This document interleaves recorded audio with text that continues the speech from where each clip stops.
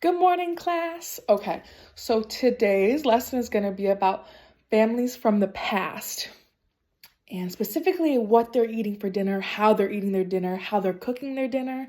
So, what we're going to do today is we're going to watch a video, but first, we're going to have a classroom discussion. What did you have for dinner last night? I want you to turn to the person next to you and share with them what you had for dinner. If it was McDonald's at the fast food drive-through, if it was chicken that mom made, I just want you to share with the person next to you. I will give you a few seconds for that. All right, now I'm going to call on a few people to answer. And now that we've wrapped up that discussion, we're going to move right into our video. So I am going to read a little excerpt first that you can see on the smartboard. Family life in the 1950s. Children in the 1950s had very different lives to young people today. Most left school much earlier, with many starting working at 14. And far fewer people had the chance to go on to further education, which meant by the time you were in maybe 8th grade, you were all done with going to school and you had to go right to work, which we're really glad we don't have to do it anymore. Ordinary families had little money for treats like cinema trips, which means going to the movies, and holidays, which means like going on vacation to Disney World. Before most homes had televisions, so TV, people spent their spare time listening to the radio or reading the newspaper. They played board games rather than computer games because there was no computers. And in place of the selection of fast food outlets that we have to choose from now, like McDonald's or Burger King and Taco Bell, they had takeaway from maybe a local fish and chip shop. Okay. And their housework was much more difficult. For example, people did all of their clothing washing by hand instead of in a machine like we do now. And refrigerators were a luxury item for most people. Food had to be bought daily. And it was more common for women to stay home and take care of the children, and then the husbands went to work. And that's just how it was back in the 1950s. A little different now, though. So we are going to watch this clip called Tea with the Watsons. I'm going to stop it periodically to talk about things that we're seeing, comparisons that we're going to make with how we have our dinners, whether or not it's going to McDonald's and getting chicken nuggets or microwaving something or cooking something in our oven. We're just going to see how it's different from what we do today versus what this family, this average family in the 1950s would do. Okay? Now I'm going to go ahead and play. Now here on this pleasant street is where the Watkins family lives. Oops. Just a little technical issue. Should continue. Just a second.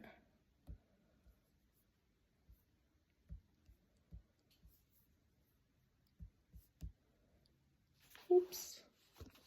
All right, now that our video is working, we'll continue. Joan is cutting flowers for the table.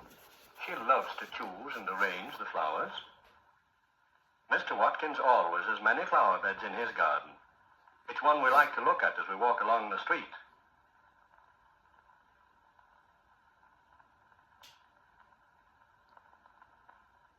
In the kitchen, Mrs. Watkins is buttering thin slices of bread for tea. She has the meal almost ready. Now at the stove, she makes the tea. From the kettle, she pours boiling water over the tea leaves in the pot. Do we see how she's using a pot and a kettle? She's got this big thing that almost looks like a watering can, and that's how people made their tea. And people still use them a lot today as well, but it's much more common to see people going to maybe Dunkin', or mom and dad might have a Keurig, which is one of those coffee machines where you just press the buttons. So that's a big comparison. So I see a difference, right, in how tea is made. Today, we have things like Keurig or Dunkin' Donuts. And in the past, they had the kettle and the fire. And then it's ready for the table.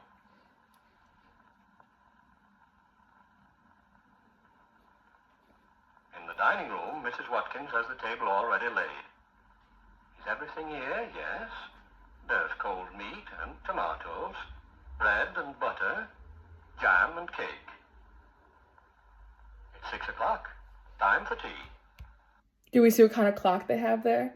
Not like the regular digital clocks that we see everywhere mostly now, but I have one of these clocks.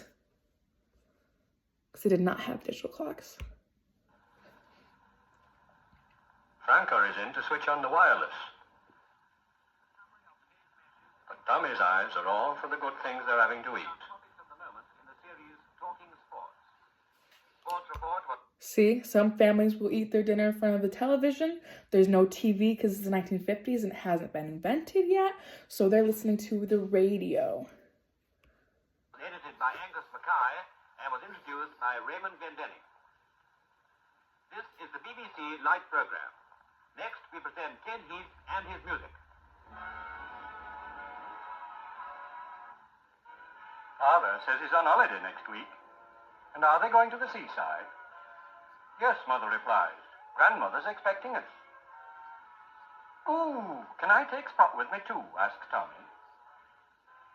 Of course, says Joan. So let's do another comparison. When we compare two things, right, we're taking one and comparing, which is like seeing how much alike or different it is to this thing, right? So families today, we go on vacation, right? Do we bring our pets? Yes, we bring our pets sometimes. Most of the time we bring our pets. I bring my pets. So we bring our pets, and in this case, we see that he's going on holiday, which means vacation, to the ocean side to see Grandma, and he's bringing Spot, which is his dog. So that's something very similar, is that both families in the past and today would go on vacations with their family. Who would feed him here? Spot is in the back garden, waiting patiently for his Spot. tea. But he doesn't have long to wait.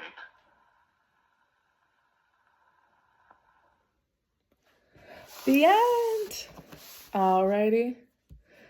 Now we're just going to watch that one more time, and this time Miss Juliana is going to be quiet so we can think through it a little more. Now here on this pleasant Let's focus on space what is where they're the wearing, Watkin family what they're lives. eating, what they're doing. Joan is cutting flowers for the table.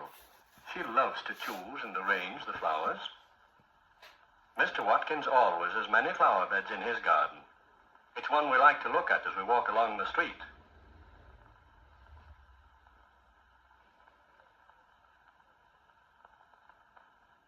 In the kitchen, Mrs. Watkins is buttering thin slices of bread for tea. She has the meal almost ready. Now at the stove, she makes the tea. From the kettle, she pours boiling water over the tea leaves in the pot. And then it's ready for the table.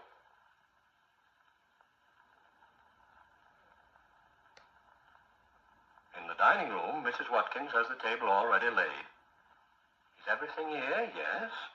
There's cold meat and tomatoes, bread and butter, jam and cake. It's 6 o'clock. Time for tea. Franca is in to switch on the wireless. But Tommy's eyes are all for the good things they're having to eat. Topics of the moment in the series Talking Sports. Sports Report was edited by Angus Mackay and was introduced by Raymond Glendenning. This is the BBC Light Program. Next, we present Ted Heath and his music. Father says he's on holiday next week. And are they going to the seaside? Yes, Mother replies. Grandmother's expecting us. Ooh, can I take Spot with me too? Asks Tommy. Of course, says Joan. Who would feed him here? Spot is in the back garden, waiting patiently for his tea. But he doesn't have long to wait. The end. Spot gets his dinner too. All right, class, now we're going to transition. Give me just 1 second. All right, I want everybody to get up from their seats, get our wiggles out, and then transition to the reading carpet, please. We are going to sit down and have a discussion about what we just observed and saw and heard. I'm going to pair everybody up with a partner. You're going to talk with them for about a minute, and then we are going to go around the circle and everyone will share something that they saw or heard that was either different or alike, similar, the same as families we see today, like our own families or our friends' families, grandma, grandpa, things like that. Okay, so now that you have had time to speak and we've had time to share, we are going to transition back to our seats. I'll give you a minute. All right, we're waiting for directions. All right. Continuing, there you go. Whew.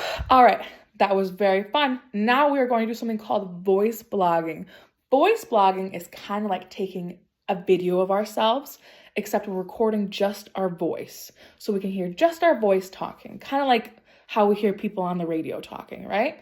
So we're going to do that, except everybody's going to voice blog for me, and they're going to give me at least one sentence using the I saw or I heard, and you give me an example of something you saw or heard in the video and compare it to today's family. Like, I'll give an example. Ready?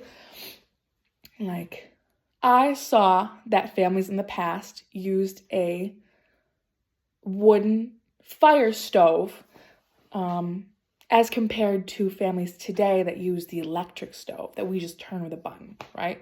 We don't have to like start the fire up and stoke the coals. No, we just turn on our electric stove or, propane, whatever we have. So that's what I saw, okay? So I'm going to have us each sit quietly in our seats, finish our coloring pages from earlier today, and I will call you up one by one to finish your voice blogs, okay? Great. Now that that's done, I would like to have at least 2 volunteers who would like to share their voice blogs with the entire class. That way we can hear some friends have a perspective about things that they saw that were either different or like from families in the past compared to, families today. All right. And now that we've shared and discussed those, that is the end of our lesson. I will see you guys later.